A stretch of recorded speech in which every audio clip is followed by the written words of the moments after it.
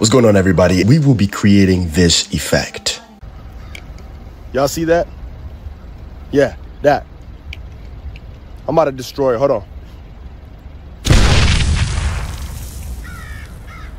Be sure to download all the project files. The link to the project files is in the description. Be sure to go ahead and download it. Download every single thing. Now that you've had the opportunity to go ahead and check out this effect, guys, now, of course, I just want to say that this is very easy. All you got to do is take your phone outside, make sure to, go outside, stand outside somewhere, record yourself, act it out.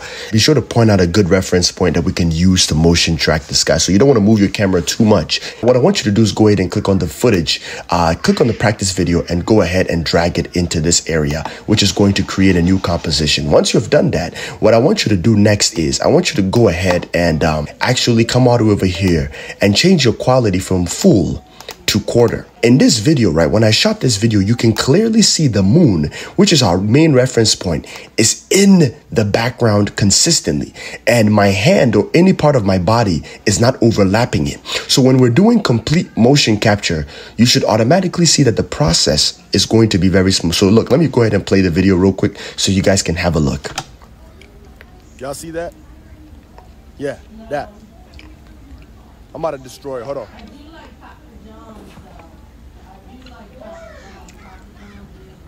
You see? Perfect. Now, as you can see that the moon is completely in the scene throughout the whole entire process. So it's completely easy for us to do motion capture. Now, of course, I really would suggest if you guys are shooting your own moon destruction video, be sure to repeat the same exact process. So now, without further ado, let's go ahead and jump right in. What I want you to do is I want you to come in this space, right click on this area and go ahead and click on new. Now in new, go to null object. And this is going to represent our motion capture point. This red thing is going to be our motion capture point that we're going to use to, how do I put into words, motion track the moon throughout the whole entire process. So once you've created a new null object, go ahead and turn it off. Then what I want you to do is come over here to the practice video side, come all the way over here to window and make sure you click on tracker. Now, if you don't have tracker, it's fine. Just click on tracker and it should automatically open up tracker on your right. Sometimes it will be down here. Either way, it's fine. If you see your tracker, let me go ahead and undock this panel. If you see your tracker all the way down here, all you got to do is just come over here, click on this space up here, click on that, click and hold and drag it all the way down here so you can move the tracker down here as well too. Now, see if you have libraries open, just click on this place, press close panel, paragraph, close panel, character, close panel. We're not going to be using none of those effects. We're only going to be using the tracker. And you can even click on the tracker and bring it up here next to effects and presets so you can switch between the two. Now, once you've clicked on tracker, what I want you to do is click on your practice video 1 layer. Now, of course, my color is silver because I did change the settings, the color from blue to silver. So your color might be light blue, but which is completely fine. It doesn't matter. Just click on the practice video layer. And what I want you to do is come over here to track motion, click on track motion. Then what I want you to do is go ahead and zoom in. So you can zoom in by using your cursor on your mouse, or you can zoom in by hitting Control plus or Control minus or Command plus or Command minus. Now, what I want you to do is come back to the composition practice layer up here at the top. Click on quarter, change the quality from quarter to full. Go back to layer practice video. Now, of course, you should automatically see that the quality has changed. Then I want you to go ahead and find this track point, right? Click on the space in between the track point. Go ahead and select on the outer square, make it much more bigger. Select the inner square, make it much more bigger, and zoom out. This is going to allow you to, how do I put in the words, zoom out and reposition. Then I want you to come all the way up here, click in this space. And what I want you to do is reposition it. Now, of course, it might create a huge zoom. So you can go ahead and zoom in the inner layer. And all you got to do is just move the box all the way up here to the very top until you see the moon, and go ahead and make sure the X is directly on the moon. Now, once that has been completed, what I want you to do next is go ahead and press analyze for it. Now, be sure to make sure that the time indicator is exactly at the first frame before you click in on the analyze for it, because we're tracking from the very beginning to the very end. And what I want you to do is go ahead and press play.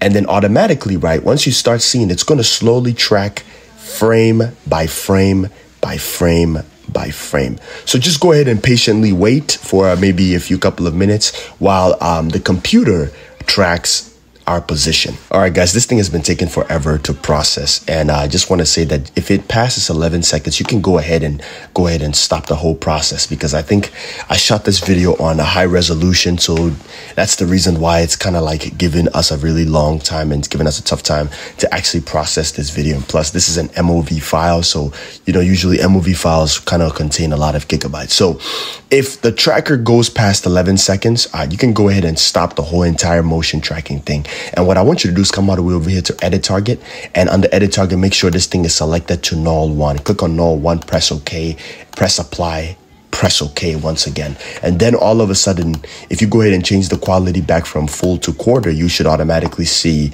that our null, if you go ahead and turn it on, is perfectly tracking our thing. So what I want you to do is go ahead and press U on the keyboard, and then you should automatically see the motion tracking points. And what I want you to do is over here, just move over here, move the time indicator to the next frame. Now, the way I was able to zoom in was I came all the way down here. And if you press this mountain thing, you should be able to zoom in. Now move to the next frame and hit Control-Shift-D on your keyboard, or Command-Shift-D and press delete at the very top.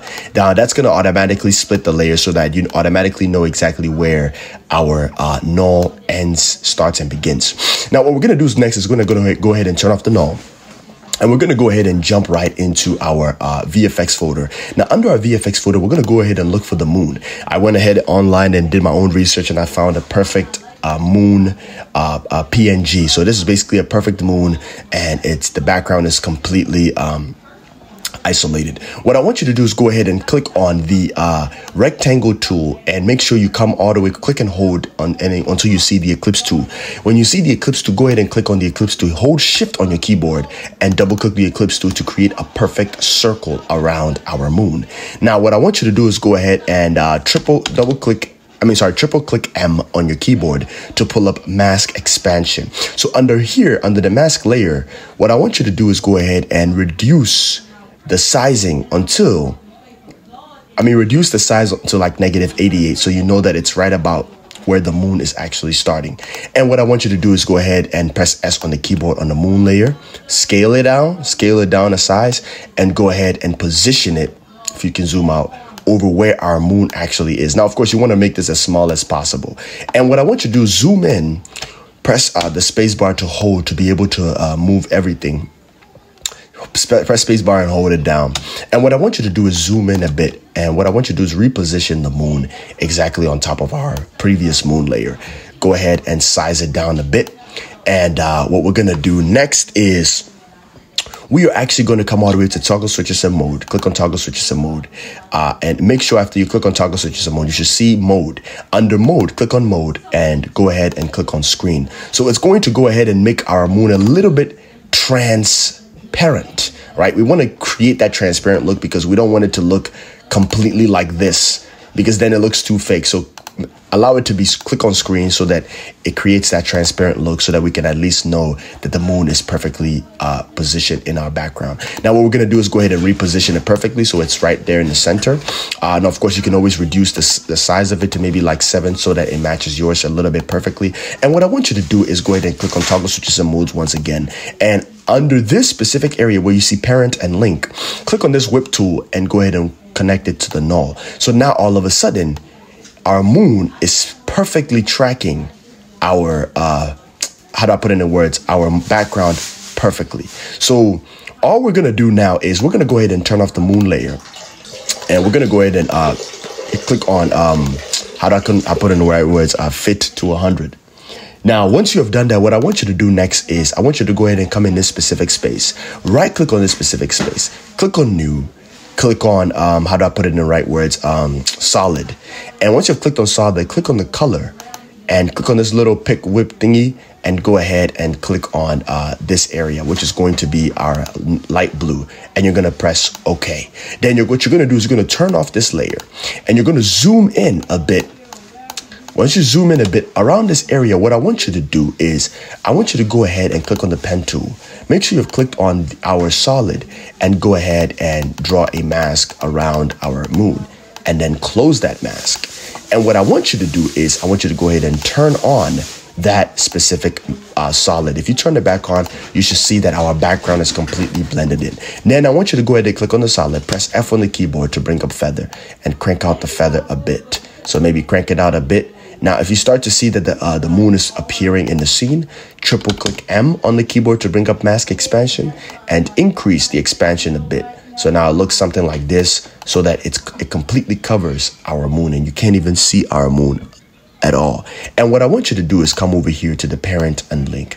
Click on the parent and link and drag it into our null, so that now that little background thing that we did is going to be following our thing everywhere we go. Now, of course, in certain areas, you can see that the color does change a bit. Of course, you can always manually change that later on, or if you don't want to change it at all, you can always let it be, because then it can add to the effect as well. To sometimes, you know, when you create some sort of explosion, it can, how do I put it in words? Because the background is completely blue and you see this dark blue area, it kind of makes it look like that specific area has been, you know, like it creates a different look to it, if that makes sense. Yeah, that's what we're going to do. So now what I want you to do next is you're going to come all the way over here. Go ahead and click on this to resize this. You're going to come all the way over here to the part where after I finish talking. And what I want you to do is go ahead and hit Control-Shift-D on the moon layer. And then come all the way over here, just about right here, and press N on the keyboard to basically trim the comp, to trim this area. And what I want you to do is right click on this area, click on Trim Comp to Work Area. So now this area is going to be the only area where we're going to be working with completely. Now, what I want you to do next is go ahead and click on this specific layer, right click on it, rename this to Sky Replacement, so that we know exactly what it is. Click on that. Drag it under our moon layer, click on the moon layer, turn it back on. So now our moon is perfectly in sync. So it should look something like this. Now, of course, remember what I said. In the sky replacement layer, what you can also do is press F again on the keyboard, and then you can feather it out a bit more. You can go ahead and press double click M. You can increase the expansion a bit more as well too. So you can always do those things. So it can look something like this, right? Now, of course, it's not going to be 100% perfect, but it could look something like this. And then go ahead and close that area. Hit Control S to save your project. Of course, we're going to go ahead and find a really good folder. I'm going to save my project under my video section. I'm going to call this Moon. Now go ahead and type that in and press save. And save your project. Hit Control or Command S to save. And once you've saved your project, let's go ahead and jump right into the next effect. We're going to go ahead and take the time indicator and find the area where, just about right here. So just about one frame where my hand actually opened is where we're going to go ahead and click on our moon. And we're going to go ahead and click on the moon, hit Control-Shift-D to split the layer. And what we're going to do next is we're going to go ahead and animate our moon a bit. So go ahead and trim this area just about 5 or 4 frames. And what we're going to do next is we're going to hit S on the keyboard on the moon layer. We're going to go ahead and move this time indicator a few frames after we have added the stopwatch. What I want you to do is go ahead and increase the size of the moon just a bit, maybe like around right here is perfect. And I want you to go ahead and trim this out a bit. And what I want you to do is go ahead and come over here to this motion blur side, click on this area to add motion blur on our mask. So it should automatically increase our moon like this. So once the explosion happens, it's like the moment I open my hand, it should look something like this. The size of the moon should increase. Then I want you to go ahead and hit T on the keyboard to bring up opacity. Hit a stopwatch on opacity. And what I want you to do is, again, zoom in into this area, move a few frames forward, and decrease this to 0. And it should look something like this. So it looks like the moon is opening, expanding, and then disappearing all at the same time. Hit Control S to save the project. Then what I want you to do is come all the way over here to the Effects and Presets tab. And if you don't see the Effects and Presets, go over here to Window, and you should scroll all the way down till you see Effects and Presets, or hit Control 5 to bring it up. Now, once you've seen the Effects and Presets tab, what I want you to do is go ahead in the Effects and Presets. I want you to search up Scatter Rise. Now, once you see Scatter Rise, what I want you to do is click on Scatter Rise, drag and drop Scatter Rise into our moon layer, and we're going to go ahead and set a keyframe on the scatter and move about a few frames forward and go ahead and increase our scatterization a bit to maybe like 71. So if it should look like the moon is actually, if you change the quality from from quarter to full, you should see that our moon is actually splitting up into pieces. But say if I decided to press T on the keyboard and just about I do apologize, guys.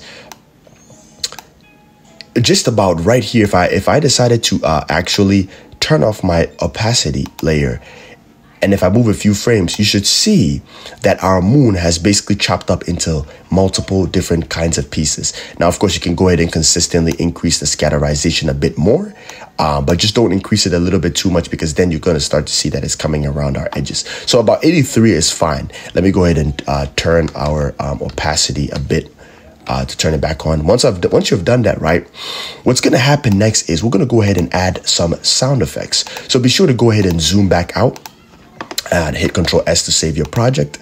Now, under this moon layer, you can go ahead and place a lock on it so that nobody touches it, so that it should look something like, if you press your spacebar to play, it should look something like this. Perfect. Let me go ahead and change the quality from full to quarter. See? So it looks like the moon increases and disappears. Perfect. Now, here's what we're going to do next. You're going to come back into your project layer. You're going to look for explosion. Did I even import the sound effect? Yes, I did. Go to the SFX, click on explosion sound effect, and go ahead and drag and drop it under our moon layer. Now, what I want you to do is double click L to bring up the sound wave. And on your explosion sound effect, go ahead and change the color from navy blue to maybe like peach, so that we know exactly what it is. So once you've done that, go ahead and drag the sound effect just about right here where our thing starts. That's when you should hear the sound effect. So if you press play, it should sound something like this. Click on Explosion Large V2 and it should look something like this. Now, what I want you to do is go ahead and drag Explosion Large V2 on top of our moon layer. And what's going to happen is we're going to right click on the Explosion Large V2, go to time stretch, change the stretch factor from 100 to 30, and then press OK. And what's going to happen is we are actually, matter of fact, right click on it again, go to time stretch, change it from 30 to maybe 20. So it's much more faster, because this is happening pretty fast. What we're going to do is we're going to go ahead and zoom in a bit, and you're going to see this tool right here at the very top. Click on it's called the anchor point tool. Click on the anchor point tool. Make sure the explosion V2 is selected, and go ahead and drag this little anchor point right here at our base. Go ahead and click on the selection tool so that we are back to where it began, and go ahead and reposition this a bit to where the moon is. And what I want you to do is go ahead and click on the explosion large, hit on S to bring up scale, and go ahead and scale this down and resize it. Now, of course, you can always zoom in, hold the space bar so that you can move everything, zoom in a bit so that you can see this perfectly, and position this explosion just about right here on top of our layer. Go ahead and come back down here in these settings. You can go ahead and turn off the sound for the explosion. Go ahead and rename this to explosion 1.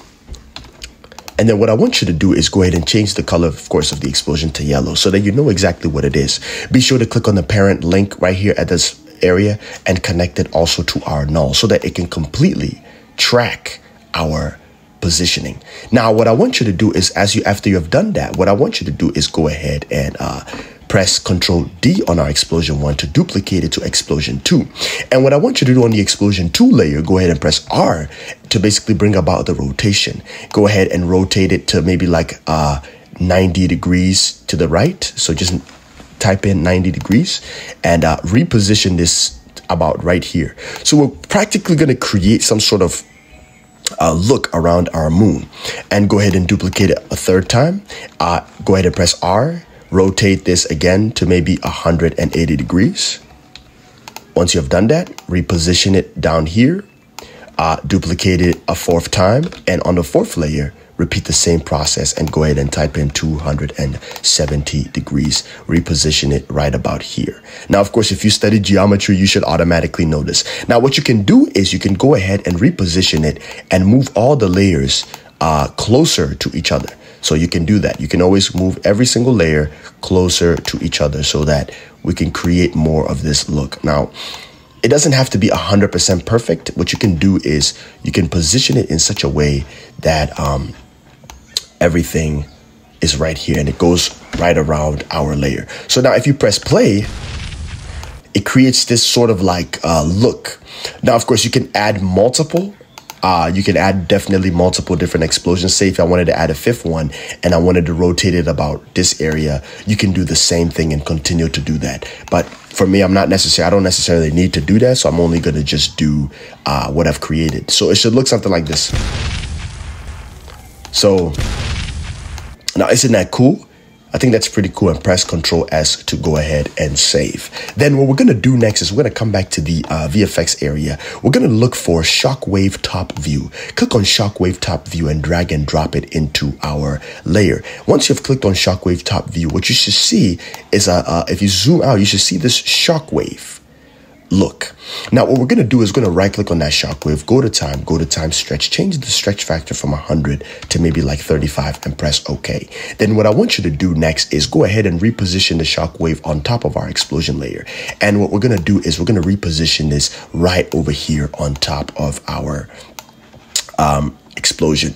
Then we're going to look for the parent WIMP, and we're going to go ahead and connect it to our null. And what you're going to do is go ahead and change this from effect. You click on the effects and presets, search up hue, and under hue/saturation, click and drag hue/saturation and click and drag it into our shockwave.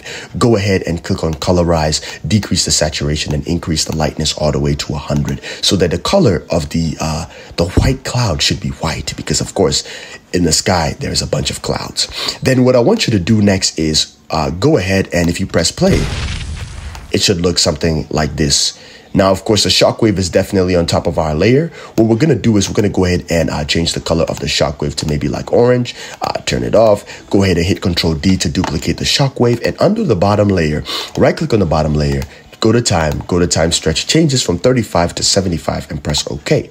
Then what I want you to do is press S on the keyboard to bring up scale. Make sure the time indicator is right here. Hit a stopwatch on scale, move a few frames forward, and then increase this a bit. And then what I want you to do is press T on the keyboard to bring up opacity. Hit on the stopwatch on the opacity right over here. Move this keyframe a few frames forward, and then go ahead and decrease this to 0.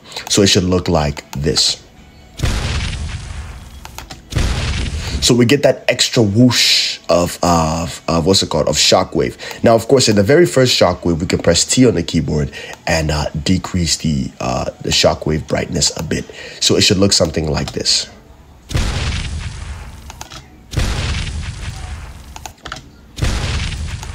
Now, isn't that cool? I hit Control S to go ahead and save the project. Now, of course, since there is some sort of explosion, we're going to go ahead and add some colorization.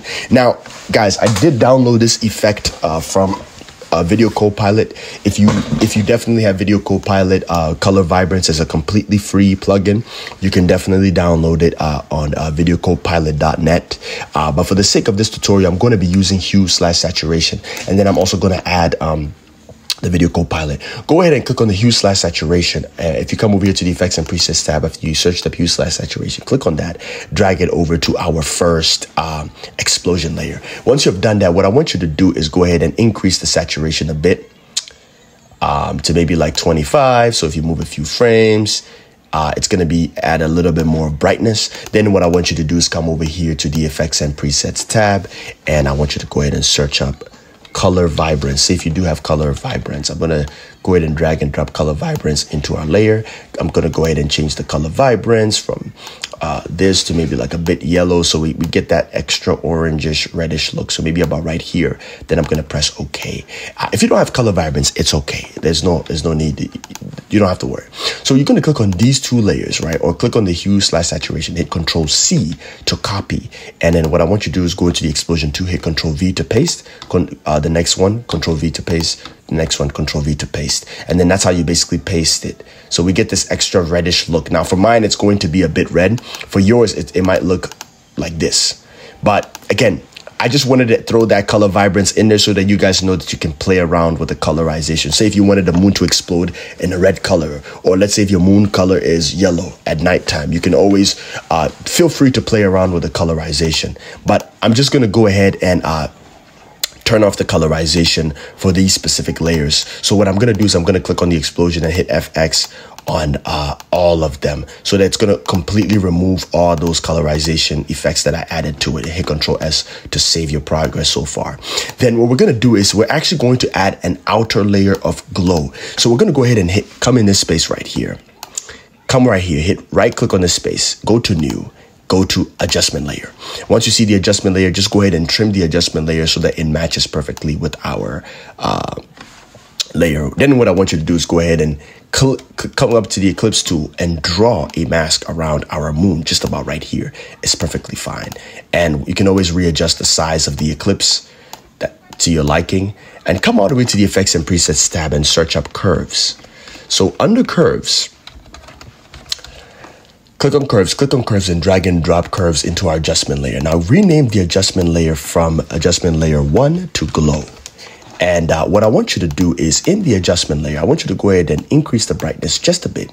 Click on the RGB, click on red, increase the red a tad, come all the way to blue, decrease the blue a bit so we get this golden look. So if you move this time indicator a few frames forward, you should see this extra gold look. Go ahead and under the glow layer, press M on the keyboard to bring the mask path. Double click it to bring all the settings. Then what I want you to do is click on feather and go ahead and decrease the feather a bit. What I want you to do is move the time indicator to the very first frame where it started. Go ahead and click on the parent whip on this glow layer. Drag it all the way down till you see null and make sure it's connected to null. And what's going to happen is the glow, it's going to follow perfectly our thing. So what's going to happen is what we're going to do is going to press T on a glow layer, move to the part where the explosion is a bit bright, hit a stopwatch and opacity, move a few frames back and decrease this from 100 to 0. So the animation goes as this. Then you're going to move a few frames forward, press T again on the keyboard and decrease this back to 0. So once you see, and now if you press play, it should look something like this. So we get that initial burst of glow and then the glow disappears. Now, of course, you can feel free to make the explosions much more bigger. You can increase the glow size. Feel free to play around with it so that you get the look that you're looking for. Hit Control S to save.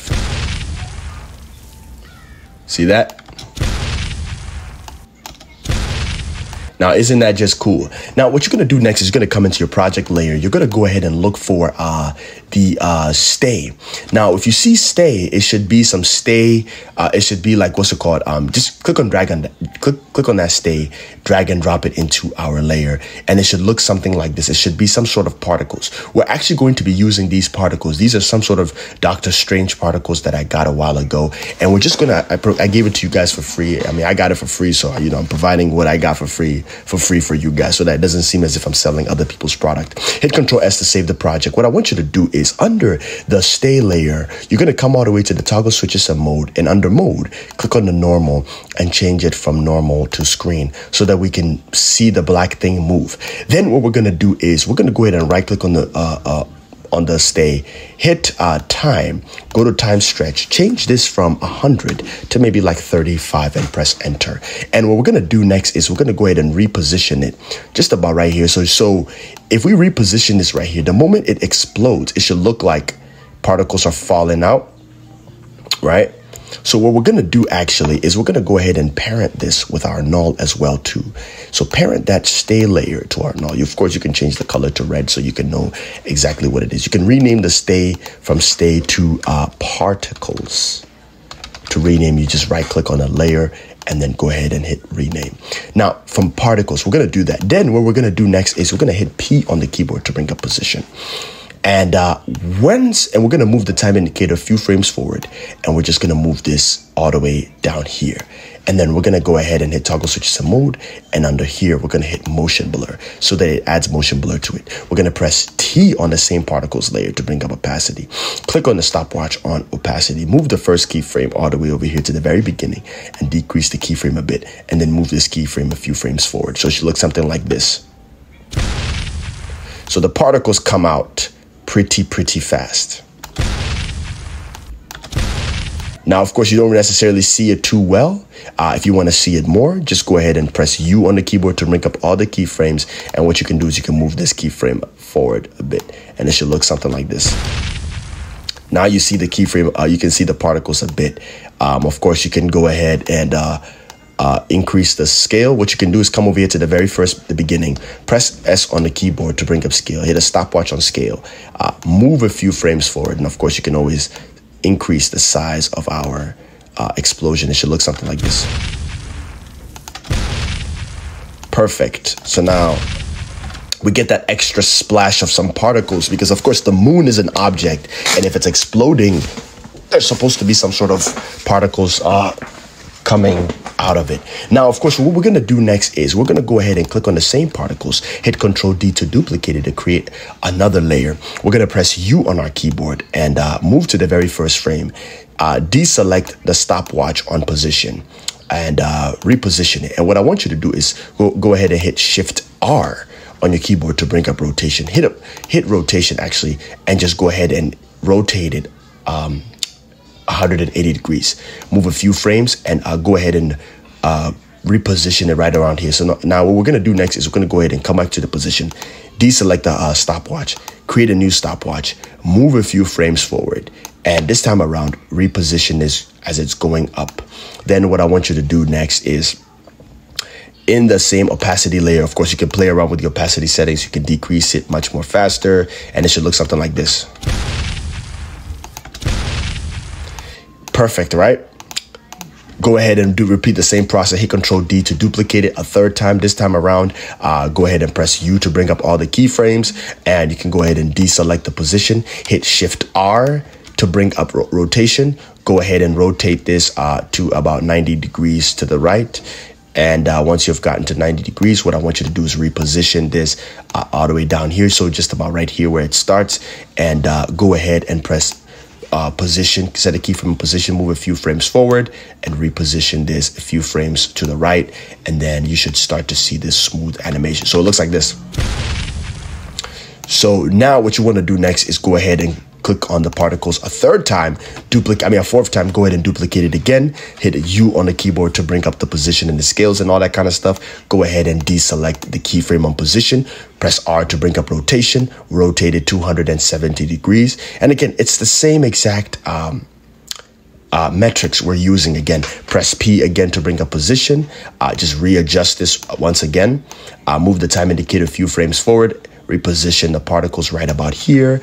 Go ahead and set a stopwatch on position, move a few frames forward, and go ahead and reposition this to the right. And then again, if you come back and run it back, zoom out, hit Control S to save, come over here, click on Fit to 100 and press play. It should look like this.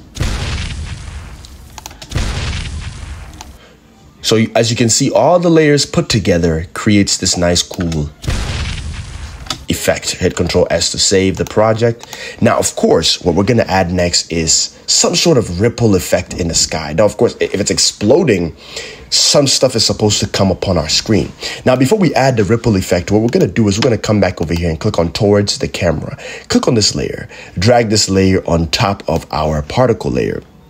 And this is just basically some particles flickering on top of our camera. We're going to look for just about this area, hit Control Shift D, delete this ending layer. And what we're going to do is we're going to go ahead and parent this to our null. Once you have done that, what I want you to do is come over here to toggle switches and modes, change the mode from towards the camera, from this normal to screen, and go ahead and reposition this right around here at the very top. Now you can click on the anchor point, click on this specific layer and reposition it to right about here. Click on the select tool, press S on the keyboard to bring up scale. You can decrease the size of the scale a bit. What you can do is you can reposition it right about here. You can move this a frame so the moment the explosion starts, we can see this happening. So what I want you to do is go ahead and hit a stopwatch on scale, hit Shift P to bring up position as well, hit a stopwatch on position. And what I want you to do is move a few frames forward and go ahead and increase this a bit so that now it fits and hits on our camera. So it seems as if that the particles is coming and it's going to hit our camera as it increases. So what I want you to do is click on the particles, go ahead and hit on toggle switches and modes, and under toggle switches and modes, hit on motion blur so that it adds some motion blur to our particles as it's coming towards our screen. So it should look something like this.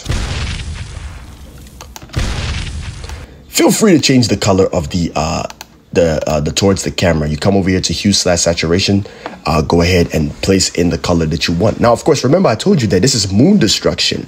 You can go ahead and add your own types of destruction. It could be Mars, it could be Jupiter. You can add your own thing up there in space. Now, of course, if you wanted to do the sun, you have to make it look much more realistic. If the sun explodes, of course, it's going to completely cause the earth to go black. It's going to be a lot of edits that we're going to be doing if the sun is going to explode. But in the future, stay tuned for that. I'll be sure to drop another course, which is going to be around the same price for this one. And I'm just going to show you guys how to explode the sun. And you can add it to your movies as well too. Hit Control S to save. And once you've done that, you can clearly see that our effect is starting to come together. Now, here's what we're going to do next. We're going to come all the way over here till you see light leak. Click on light leak. Once you've selected light leak, what I want you to do is click on light leak and drag and drop it into our composition. Then what we're going to do next is we're actually going to parent this light leak also to our null. Be sure to do that as well too. Once that has happened, what I want you to do is go ahead and press R to bring up rotation. Go ahead and rotate this also about 97 degrees or 53 degrees, like around right here. Hit S on the keyboard and increase the scale of the light leak a bit so that it completely fits our area. Then what I want you to do next is, of course, you can always resize or rotate it again by pressing R so that you can get the look that you're looking for. And what I want you to do next is I want you to come all the way over here to the toggle switches and modes. And under mode, go ahead and click on screen. So as our explosion happens, that is when the light leak starts to appear. So we're going to hit on the light leak, press T on the keyboard to bring up opacity, hit a stopwatch on opacity, move this keyframe a few frames forward and set this to 0. So it should look something like this. Then it brings that light leak on our screen, and then go ahead a few frames forward, go ahead and decrease this to 0. Hit Control S to save your project. And if you go ahead and zoom back in, press play. Now, isn't that just amazing? Now, the light leak does begin to show a bit, so you can go ahead and reposition this a few frames to the moment where the particle starts to hit the screen before it starts to appear. So it should look something like this. Now, isn't that terrific? That's amazing, right? Awesome. Go ahead and change the color from peach to maybe, I have white, but you can always change this to green and hit Control S to save. Now, automatically, you should start to see that your effect looks really, really terrific. Now, here's what we're going to add next. We're going to go ahead and come over here to space, right click on the space, go to new, go to adjustment layer. And in this adjustment layer, rename this adjustment layer to bulge. We're going to add a bulge effect. Now, a bulge effect allows us to basically play around with our settings. Now be sure to go ahead and trim this so that it matches perfectly with our setting. What I want you to do is come all the way over here to just about where the explosion begins. Hit Control S to save one more time. Come to the effects and presets tab and search up bulge. Now when you see bulge, be sure to click on bulge, drag and drop bulge into our bulge layer. Now once you've searched the bulge in after effects and presets, you've placed it inside our bulge layer. What I want you to do is come over here to the bulge settings and go ahead and on bulge center, click on this little center thingy and center it directly in our moon. Then what I want you to do is I want you to zoom in, spacebar to move everything, zoom in, spacebar, click and hold spacebar to be able to move everything, and go ahead and reposition it right about right here. Then what I want you to do is hit a stopwatch on both horizontal radius and vertical radius. Press U on your keyboard to bring up those keyframes. You're going to move this a few keyframes forward, and what you're going to do is you're going to zoom out. You're going to click on this bottom area, right? And I want you to go ahead and increase this. So zoom out again, increase this, zoom out, and increase this just about right here, right? And you should have this effect, right? And then what I want you to do is select both of these two keyframes, hit Control C or Command C to copy, move a few keyframes back just about right here, and hit Command V to paste. So what's going to happen is it's going to create this bulge look, and then it's going to decrease as it goes. So we're going to have this look, right? Now, what we're going to do is we're going to go ahead and play around with our bulge settings a bit.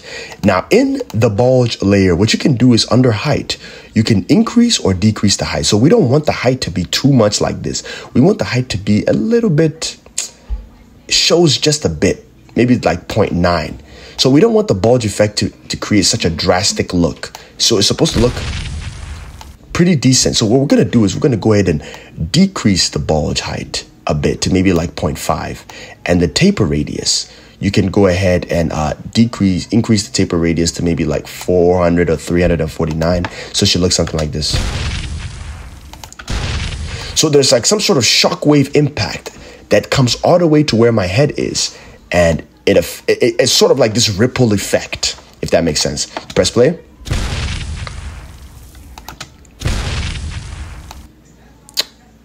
That's pretty good. Hit Control S to save. Now, of course, feel free to play around with the bulge settings. You can do that. It's definitely something it's worth trying. So once you have basically done that, what's going to happen is you're going to go ahead and hit fit up to screen. And if you go ahead and play your video from the start to finish, so go ahead and move the time indicator to the very beginning, hit the space bar. Your video should look something like this. Y'all see that? Yeah, that. I'm about to destroy it. Hold on.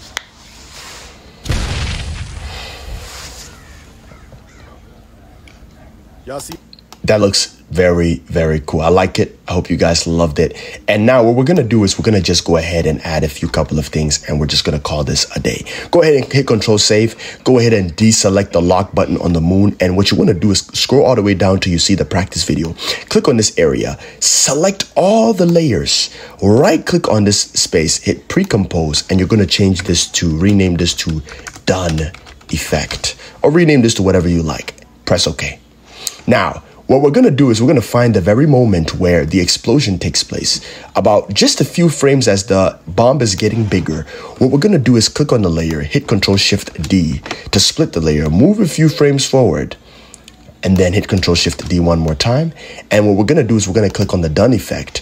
We're going to go to Toggle Switches and Mode. We're going to go ahead and select Motion Blur. This is going to allow us to apply camera shake to our thing. Then what I want you to do is come to the Effects and Presets tab and search up Motion Tile. Now, once you see Motion Tile, click on Motion Tile, drag and drop Motion Tile into our middle layer. And what I want you to do in the Effects and Control settings, click on Mirror Edges, change this to 200, change this also to 200, and output width should be set to 200, output height to be set to 200. Come all the way to the Effects and Presets tab and search up Wiggle Position. Once you see Wiggle Position, click on Wiggle Position, drag and drop Wiggle Position into our Done Effect layer. And what I want you to do is increase the speed a bit to maybe like 29. So now if you move this time indicator a few frames back and you press play, it should look something like this.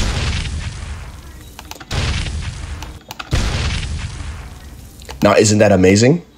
So we have a perfectly tracked moon, and then all of a sudden, this happens. Y'all see that? Yeah, that. I'm about to destroy it. Hold on.